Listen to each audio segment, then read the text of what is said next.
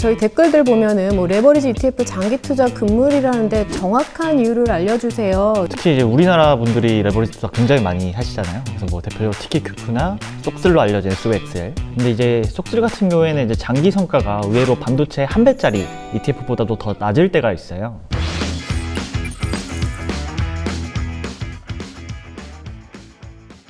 안녕하세요. 에이스 ETF 염정인입니다. 네, 안녕하세요. 에이스 ETF 박주환입니다.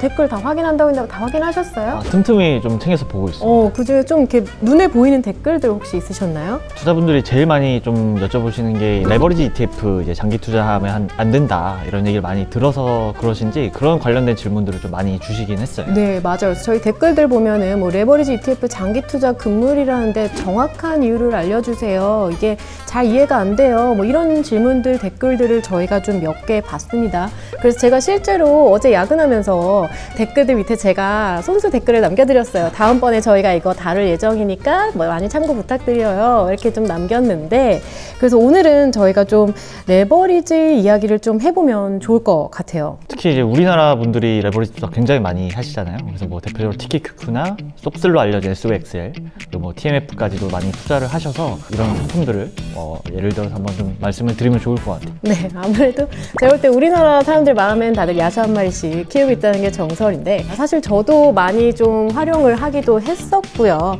근데 말씀 주신 것처럼 최근에 반도체 종목들이 좀 각광받고 있으니까 뭐 반도체 투자는 하고 싶은데 1배짜리는 야수의 심장이 내게 너무 약해 라고 하시는 분들은 그 유명한 속슬 3배짜리 상품에도 관심이 좀 많이 쏠리고 있는 것 같아요. 그리고 이제 레버리지 투자 대신에는 또 어떤 투자들로 좀 대안을 마련할 수 있을지 이런 것까지도 또 한번 살펴보면 좋을 것 같습니다.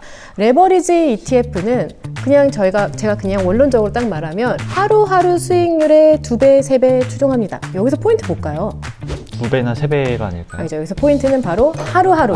네. 하루하루 추정한다라는 게 바로 핵심 포인트인데요. 많은 분들이 이제 3배의 레버리지를 쓰면은 뭐 1년 뒤에도 비례해가지고 3배라고 생각들을 많이 하시는데, 사실 이거는 매일매일 청산을 하고 수익을 확정시키기 때문에 전혀 이렇게 비례해서 가지 않는다는 걸 좀 말씀을 드리고 싶어요. 변동성이 크면 클수록 누적 수익률이 기하급수로 좀 깨지는 현상들이 나오는데, 이게 이렇게 말로 하면 좀 감이 안 오니까 한번 숫자로 예를 들어봐주면 좋을 것 같습니다.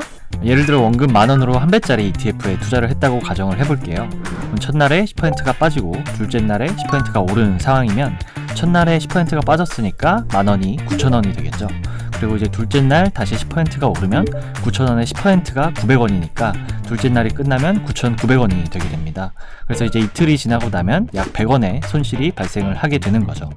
반면에 3배짜리 ETF에 투자했다고 치면은 10,000원을 투자를 했을 때 첫날에는 마이너스 30%가 되면서 7,000원이 되게 됩니다.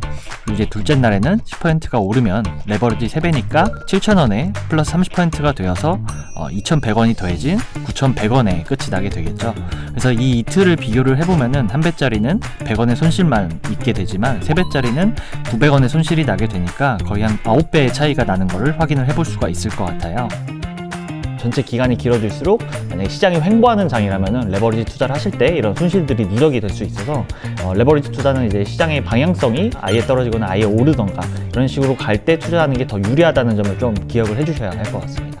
올랐다 내렸다 올랐다 내렸다 이런 장에는 실질적으로 많이 깎아먹게 돼요. 그래서 이거를 지금 저희가 계속 얘기하는 한국인들이 많이 사랑하는 속슬 한번 그래프를 제가 어제 안 그래도 찾아봤어요. 지난 몇 년 동안 반도체 사실 되게 좋았죠. 근데 이제 속슬 같은 경우에는 이제 장기 성과가 의외로 반도체 한 배짜리 ETF보다도 더 낮을 때가 있어요. 좀 충격적이에요. 이게 어떻게 보면은 3배면 당연히 수익률이 더 좋을 것 같은데, 지난 9월 30일 기준으로 1년치 수익률을 보게 되면요, 실제로 그 속슬 같은 경우는 마이너스 수익률을 기록했고, 그 다음에 1배짜리는 오히려 18% 정도 수익률을 기록한 거를 볼 수 있습니다.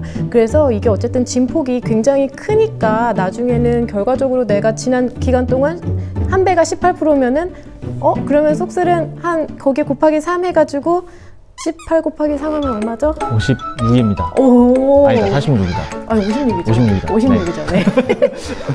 그 정도 날 것 같은데 아니요. 이게 기간의 3배가 아니라 매일매일 3배이기 때문에 아무래도 여러분들이 생각하는 그 이제 수익률은 안 나올 수 있다. 그리고 실제로 오히려 더 손해를 볼 수 있다라는 거를 그래프를 통해서 좀 보실 수 있을 것 같아요.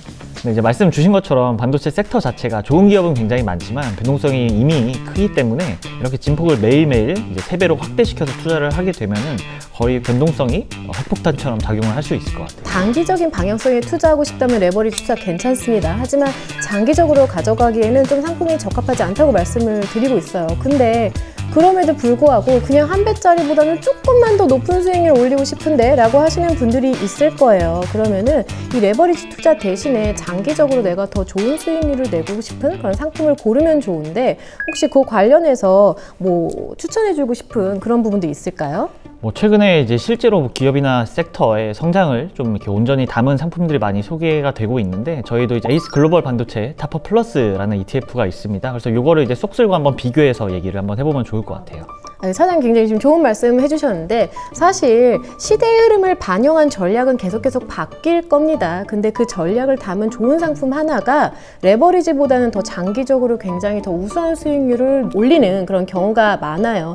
그 중에 하나가 방금 박찬 차장이 얘기해준 그 상품인데요. 일단 저희는 반도체 섹터를 좀 나눠가지고 뭐 설계, 파운드리, 메모리, 그리고 반도체 장비 이렇게 4가지 영역을 나눠서 각 영역에서 이제 선두에 있는 기업들을 하나씩 좀 뽑아서 높은 비중으로 투자하는 ETF라고 보시면 될 것 같은데 단순히 이 기업들을 시가총액 비중으로 높은 애들을 뽑은 게 아니라 AI 시대의 구조적인 성장을 좀 반영할 수 있는 기업들을 이제 선택을 했습니다. 쏙쓸처럼 변동성에 좀 휘둘리기보다는 장기적인 기업들과 이 섹터들의 성장 구조를 온전하게 좀 담아갈 수 있는 포트폴리오로 구성된 상품이다라고 이해를 해주시면 될 것 같아요. 실제로 쏙쓸보다 지난 3년 동안 수익률이 훨씬 더 좋았거든요.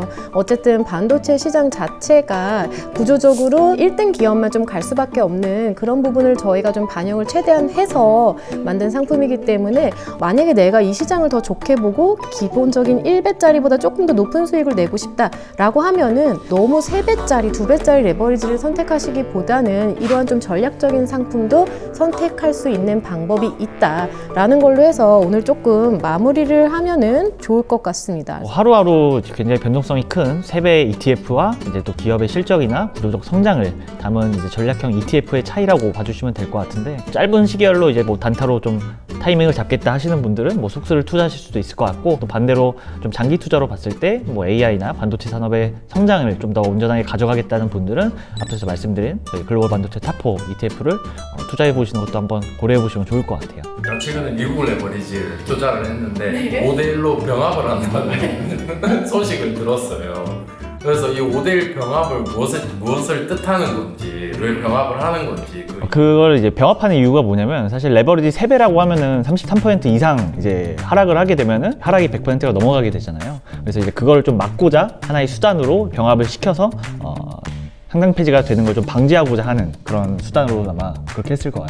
오늘은 이제 여러분들이 정말 많이 궁금해 하셨던 레버리지 ETF 장기 투자가 왜 위험한지 이거를 좀 한 가지 뭐 쏙쓸 사례로 좀 얘기를 해 보았는데요. 그리고 이제 쏙쓸 대안으로 저희 전략형 ETF인 글반포 ETF까지 좀 설명을 드렸습니다. 네, 그래서 레버리지 상품이 사실 나쁜 상품은 아니에요. 그 용도가 좀 다를 뿐이죠. 저 이제 부장님도 아까 뭐 잠깐 얘기하셨지만 연금에서 레버리지 투자 못한다고 속상해하셨잖아요. 그쵸. 그건 잊어주세요. 연금은 이제 장기 투자가 제 1의 미덕이니까 그거는 이제 잊어주시고요. 사실 그래서 이제 상품들은 적절한 타이밍이나 뭐 적절한 용도로 쓰는 게 굉장히 좀 중요할 것 같아요. 그래서 다음에도 여러분들이 좀 질문 담아주시면은 저희가 최대한 좀 반영해서 이제 설명을 해드릴 수 있도록 하겠습니다. 구독과 좋아요, 알림 설정만큼은 3배 레버리지로 좀 부탁드리겠습니다. 다음 시간에 또 만나 뵙겠습니다. 감사합니다. 네, 감사합니다.